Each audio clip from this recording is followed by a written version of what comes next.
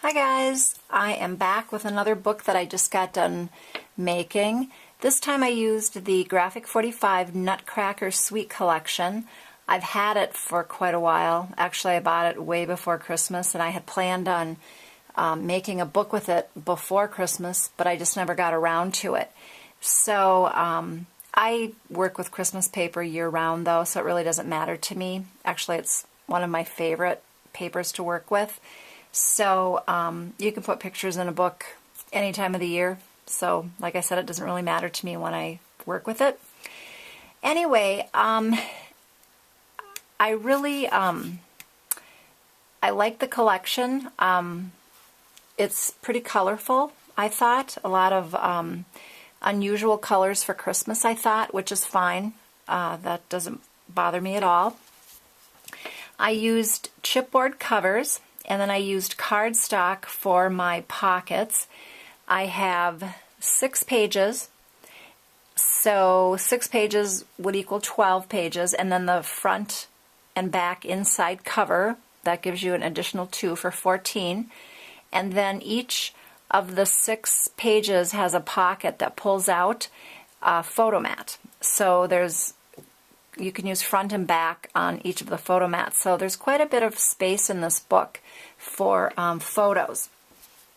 On the cover, I really had a hard time deciding what to use for my image, and I wanted to add dimension to it, but I just didn't know how I wanted to do it, and I didn't want to add a lot of flowers to this one, to the cover. So what I did is I just took some pattern paper and then I cut one of the images from the collection out and then just matted it onto that, and then added some stickles onto the ballerina skirt, and then I used 2 of the chipboard embellishments, and that added dimension to it, and then added some bling. And then these are 7 Gypsies corners, so that added a little bit of dimension to it. And I was going to back this with chipboard, and then I was going to use pop dots to adhere it up, but I just decided to go with it flat and then just use those for the embellishments. And then on the binding here, I just used another one of the chipboard embellishments with another gem. I was going to use some rose white ribbon that I had, and then I just decided to go ahead and just make it a little more plain.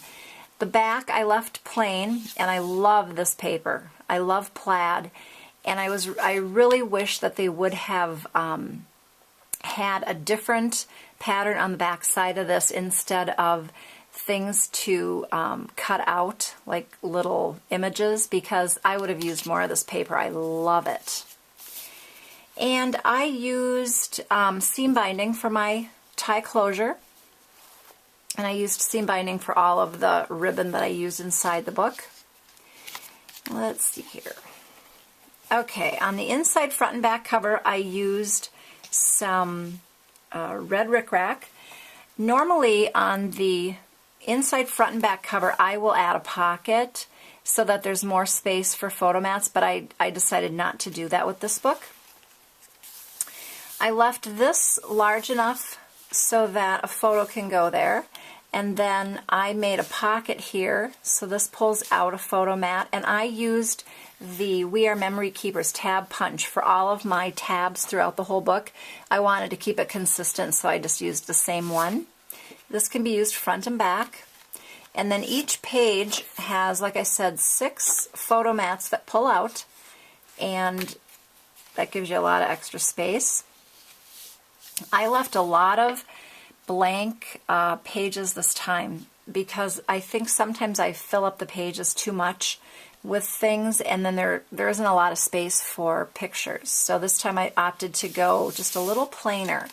Here I was going to add something too. I used a Martha Stewart edge punch for my edge, and I thought, you know, you could do journaling, or you could do small photos, you could do memorabilia on here, so I just left it. This has a pocket with 3 die cuts, 3 die cut tags. This is a Sizzix die cut, and these 2 are Tim Holtz die cuts, and this is a smaller one. And then I pulled out a brad that I've had for quite a while, and I used that in there because it matched. And again, another pocket, another pull-out. On this page, I made a tri-fold photo mat, and I used one of the chipboard images with Velcro and put a little postcard image on there. And this just opens up so there's room for small photos or journaling.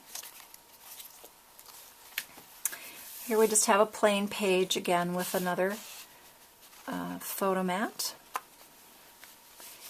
Two plain pages, another photo mat in there.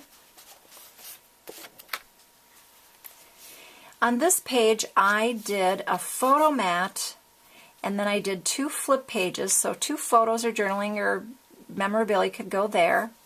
They both flip out, and then in each pocket there are two tags, two Tim Holtz tags that pull out of there. Another photo mat.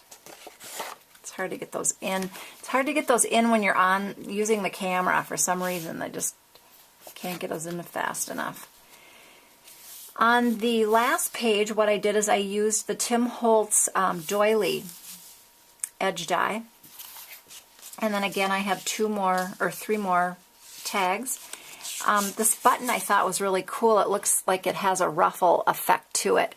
And when I went to Scrap Fest this year, in this past September, a girlfriend of mine that I've known forever came to the cities for the weekend with me, and she asked me if I used buttons, and I said, yeah, I love them.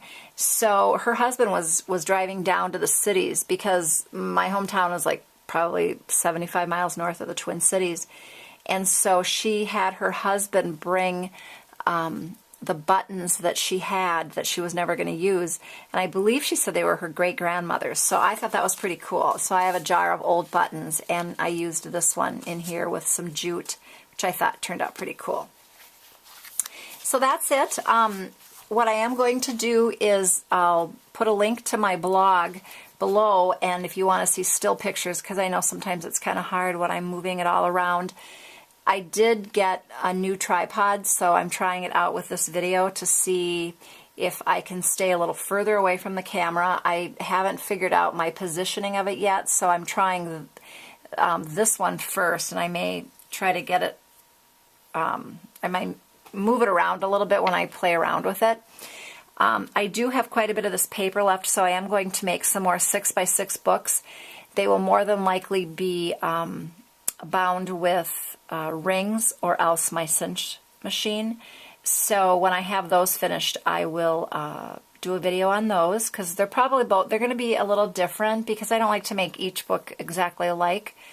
And I will put the link to my blog so you can take a look at this, take a look at the pictures there. So thanks for stopping by.